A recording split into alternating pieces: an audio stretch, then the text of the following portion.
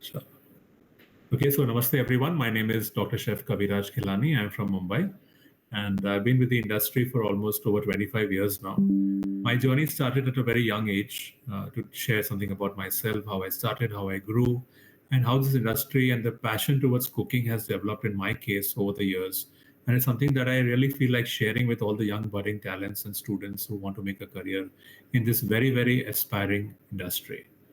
So my journey began from the age of 7 years when I was a very young child, and I had a passion towards cooking since then. I used to love my food getting cooked in my kitchen in my house, and I would enjoy seeing my elders and the ladies in the house, cooking my food, and that's how this interest developed. And at the age of probably 8 or 9 is what I have been told that I was able to make some, basic, what we start with the chai in our house and the coffee and the sandwiches and, the basic Indian desi nasta jo hota hai, for example. So I learned my basics in my house, and that's something which I really give credit to all my elders and my parents in my house for teaching me the very best of the basics of culinary that start from there. And since then, the interest developed in my case, and I wanted to pursue this as a career. Coming from a business class house family, it was not very easy for me to kind of get everybody convinced on this factor, of course. But I think where there's a will, there's a way, and we all need to stand with what we want to be in life. And I think the passion is really keeps on driving us every single day. So I stood with that. I really wanted to do this as a career and I picked it up. I got the support where required. Then I did my basic studies from India, of course, and then I studied abroad as well. And I moved abroad to study the advancement of the culinary knowledge, basically, in short. I got my certifications from UK, US, and even the Swiss Hotel Management School. And I think studying in life has no age limits as such. So I think we should all keep on learning every single day, and I do that even today as well. So for me, learning over the years has been very interesting. For me, food is everything in life, and I'm a hardcore food lover, I would say. And for me, learning the very basic of Indian cuisine, that's what we should be proud about in our own country, our own food, our own industry. So this is where I got a chance to learn about Indian cooking first. Having started working with the five-star hotels in Mumbai, like the Taj Group, moved on to working abroad as well. I became a sky chef with a flight catering unit in Kuwait in the Middle East. And so I tried hotels, I tried airlines, I tried flight kitchens, and that is where I also got a chance to get into training and development also. So I had a Canadian boss in my flight kitchen there in Kuwait, and he was the one actually who motivated me towards sharing of knowledge and speak up and just share your thoughts. So he put me into a classroom with 18 different nationality people, and I was very kind of nervous on that one day that how do I speak to people of different nationalities? How will I express myself? My food knowledge was very strong, of course, but understanding is very important. So how do I reach out to my audience? I did a lot of homework and I entered with my fingers crossed. But the person who was there behind me, my boss that time, the Canadian chef under whom I worked, he was so confident that, he said, Chef, you can do it. You just enter the class and I'm sure that it'll be a rocking session. So when you have so much of confidence that backs you up, in the industry outside where people support you, people want you to do something, I think one should surely take the lead and do it. And sky is the limit.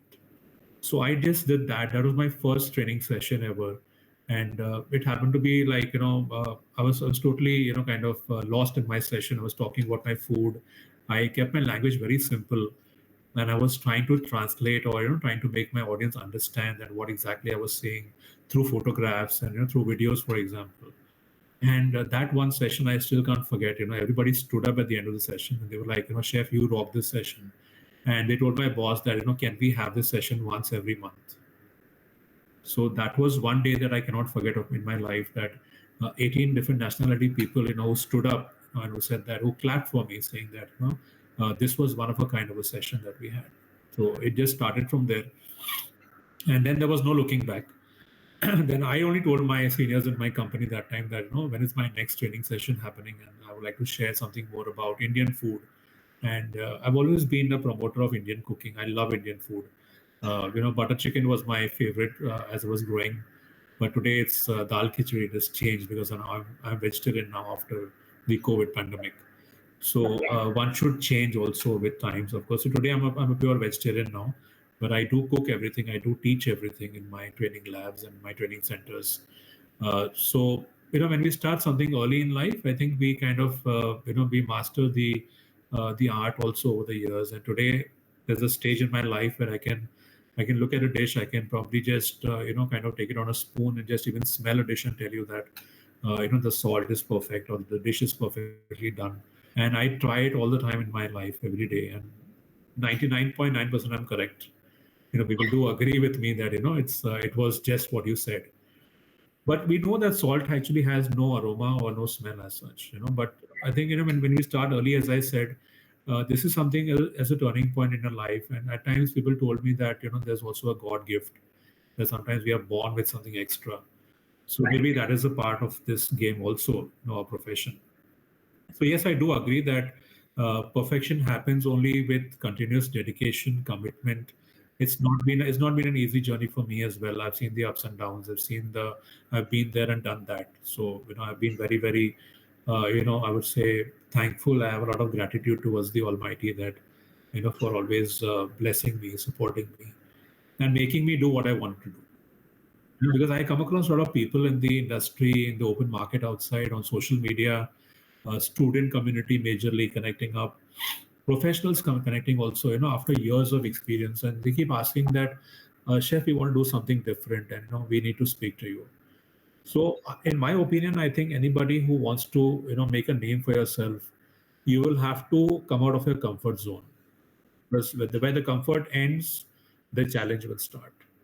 And that is, in short, is my mantra to success. People keep asking me, how do you manage your time? You also have just 24 hours in a day. And my answer is I have 24 hours. That's quite a lot. How can you just be complaining about you don't have time? You have 24 hours. That is more than enough. And if people ask me, like, how do you divide your time management skills? I think I'm very particular on that. I start my day pretty early in the morning and I maintain a diary. I put all my appointments on that. I manage my time on that on my diary. I keep looking at it every now and then, reminding myself that I need to meet up my expectations, whether it's a guest or a client, or it's a training center, or maybe an online webinar, for example. So this is something which comes with time. It's not going to be happening overnight. And when we talk about today's generation, today's trends, where people are living on smartphones, I often look at people and say, only the phone is smart. Where is your smartness? So I think your smartness will start from the day you come out of your comfort zone, and you will have to look at all the the kind of odd situations, dealing with people, handling temperaments. Not only looking at your comfort level all the time. It doesn't work like that.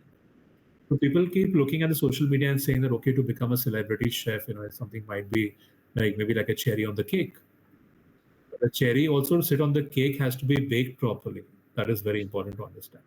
So how do you make a good cake? What are the elements of baking for a cake?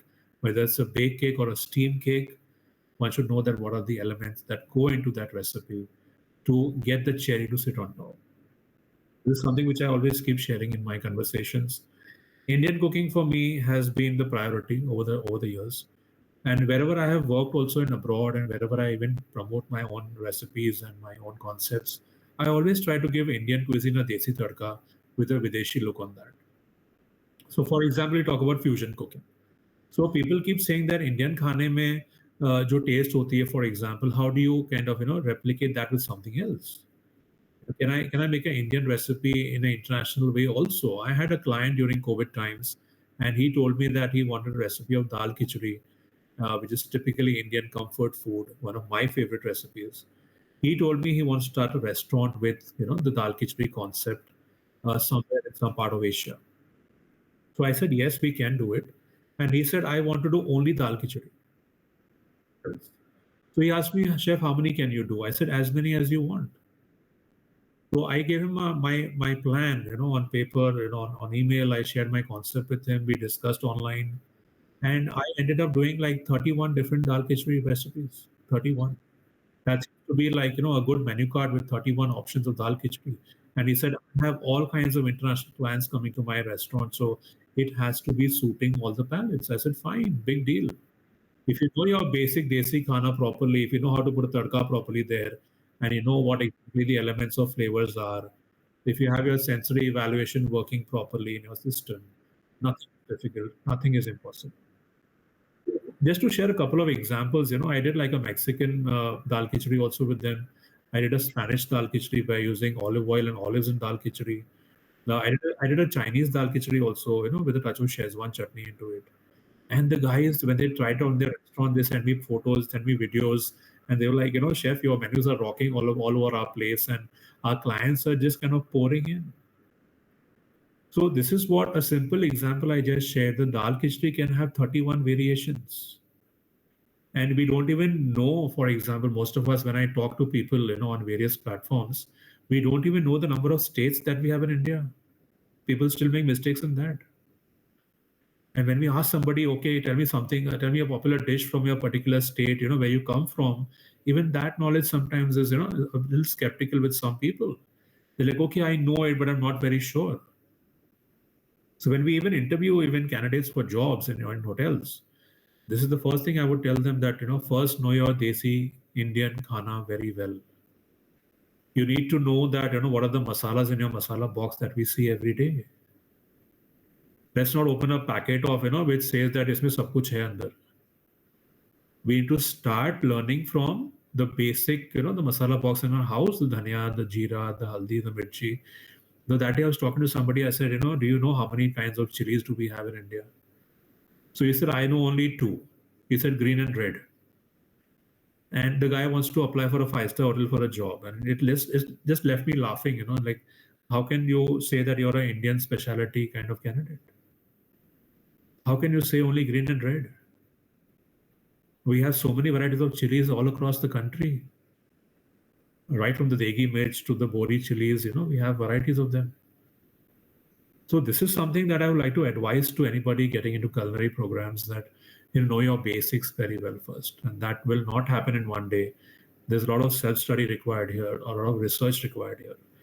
And the kind of programs that we're designing on this platform also, I would recommend that, one needs to take it very seriously. Because culinary and cooking is something that should be from the heart. It's not just from by reading a recipe book.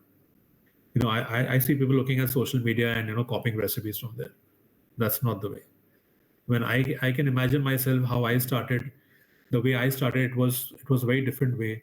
It was one of the most toughest way, I would say, how I started. And it was like, spending hours and hours in the kitchen, cutting, chopping, and sweating. And it was not easy. Chopping up my first onion that I did in my childhood times, I still remember how we cried. And today somebody got up in the audience somewhere in a meeting that I was attending. The girl, she just stood up and said, like, can you give me a tip of how to not cry while chopping onions? So I said, I wish somebody even answered me that time when I was learning. I never got an answer during my time. I said, I was told that's how it is. So, you need to do it and rather keep it in some chilled water. And, that's the only way out probably that I learned that time. So people are really looking for solutions first. So I think, we need to be more open towards, kind of experimenting, learning the tough way is rather more better than, I would say, shortcuts. So that's something which I will like to share from my side. Of course, Indian cooking is, it has no end. It can go on and on. But something which I really personally enjoy in my day-to-day kitchen in my house is something to do with comfort cooking, simple cooking. I'm not a person who likes to, spend too many hours, making one dish. I rather use those 2-3 hours to make like multiple recipes, like 5-6 dishes maybe at a time. So I always like to suggest that, plan your work very importantly. Before you start getting on that kitchen table there, before you even think of doing something, take a paper and pen, sit down, make your plan, divide your time, look at your ingredients, look at the freshness, look at the quality, revise your recipe, very important. And not to forget, even taste your food before you serve somebody else.